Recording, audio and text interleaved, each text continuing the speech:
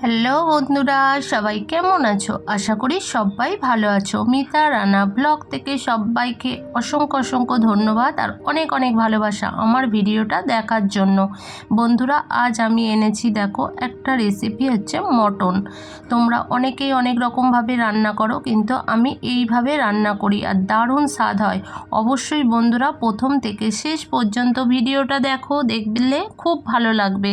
আর একবার এই রকমভাবে অবশ্যই তোমরা বানাবে। দেখো বন্ধুরা, আমি তো যা যা নিয়েছি উপকরণ দেখালাম, আর তার মধ্যে দেখো এই তো মাংসটা রয়েছে, তার মধ্যে পেঁয়াজ দিলাম আর আদা দিয়েছি, তোমরা তো দেখতেই পাচ্ছ। আর দেব নুন পরিমাণ মতো, এখন নুন দেব, যার যতটা লাগবে পরে আমি সেই মতো দিয়ে দেব।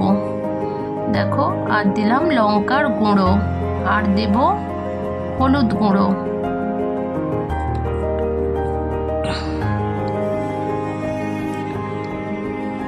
উপকরণগুলো দিয়ে আর এর মধ্যে দেব দেখো সর্ষের তেল। অবশ্যই কিন্তু সর্ষের তেল দেবে, পরিমাণ মতো সর্ষের তেল দিয়ে ভালো করে এটা আমি এখন মিক্স করব, ম্যারিনেট করব করে, আর এটাকে অন্তত 1 ঘন্টার জন্যে আমি রেখে দেব। যত বেশি সময় দিয়ে রেখে দেবে তত বেশি টেস্ট হবে।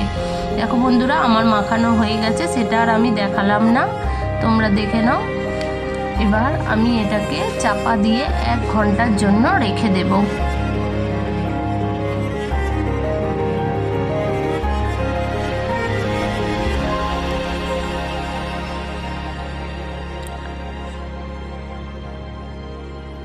দেখো বন্ধুরা, আমি কড়াই গরম করে নিলাম। এবার আবার সর্ষের তেলই দিয়ে আমি এই রান্নাটা পুরো করব, সাদা তেল দেব না, পরিমাণ মতো দিলাম। আর খুব বেশি কিন্তু আমি তেল দিয়ে রান্না করছি না, তোমরা দেখলেই বুঝতে পারবে। দেখো, গোটা গরম মশলা দিলাম, এর মধ্যে ছিল লবঙ্গ, এলাচ আর দারুচিনি। আর এবার আমি রসুনটা দিয়ে ভালো করে ভেজে নেব। আমি কিন্তু ম্যারিনেট করার সময় রসুনটা কিন্তু দিইনি, তোমরা তো দেখতেই পাচ্ছ। দেখো, আমি রসুনটাকে দিয়ে ভালো করে ভেজে নেব।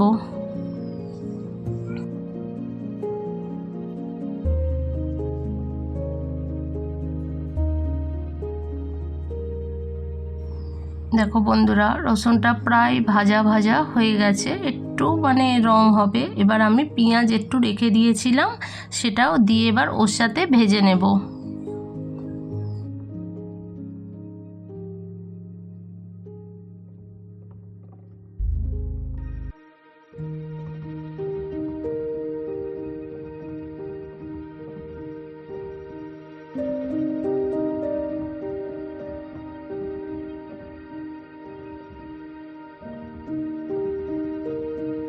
দেখো বন্ধুরা, পেঁয়াজটা কত সুন্দর মানে ভাজা হয়েছে, আর খুব কম আঁচে কিন্তু এই রান্নাটা আমি করছি। তোমরা বুঝতেই পারছো, অনেকটা সময় ধরে কিন্তু রান্নাটা করতে হবে। এবার আমি একটু কাঁচা লঙ্কা ছিল, ওটাও এর মধ্যে দিয়ে দিলাম।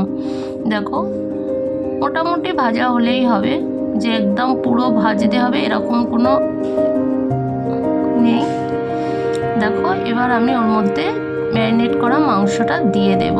আর কত সুন্দর, মানে যত বেশি সময় দিয়ে রেখে দেবে তত ভালো হবে। আর মাংসটা তো খুবই সুন্দর ছিল।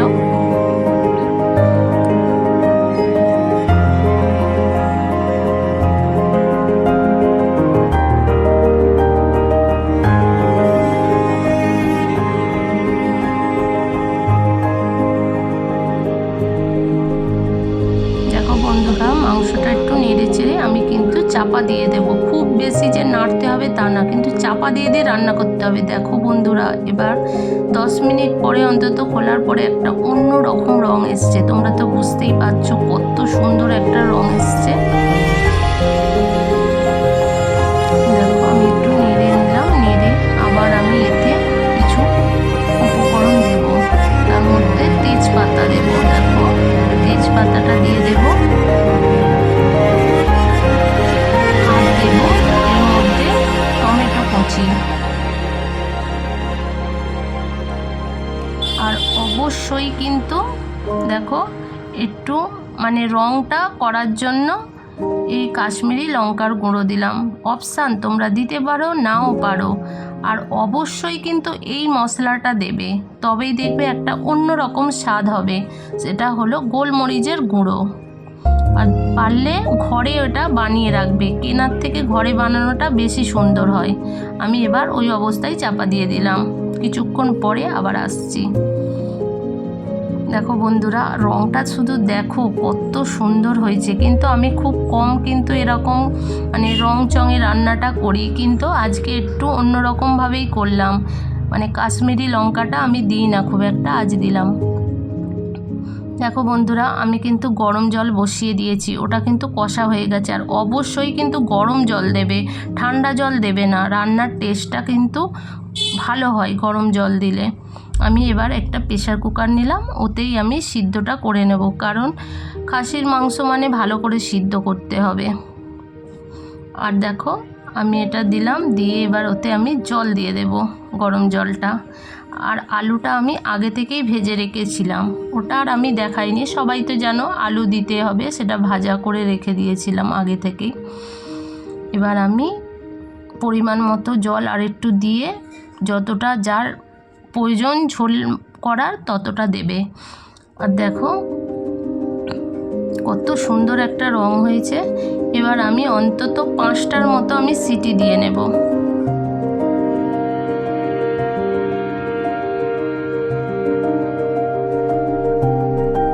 দেখো বন্ধুরা, আমার রান্না কিন্তু কমপ্লিট।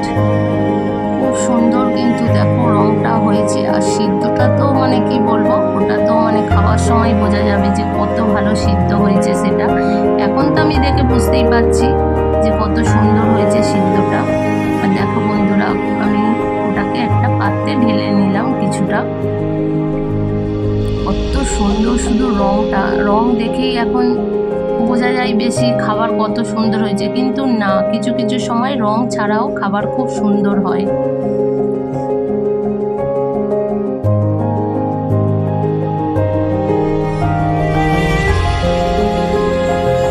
দেখো বন্ধুরা, আমার রান্না কমপ্লিট। কেমন হয়েছে বন্ধুরা অবশ্যই কমেন্টের মাধ্যমে জানাবে। আর ভালো লাগলে অবশ্যই একটা করে লাইক করবে, আর বন্ধুদের মধ্যে শেয়ার করে দেবে।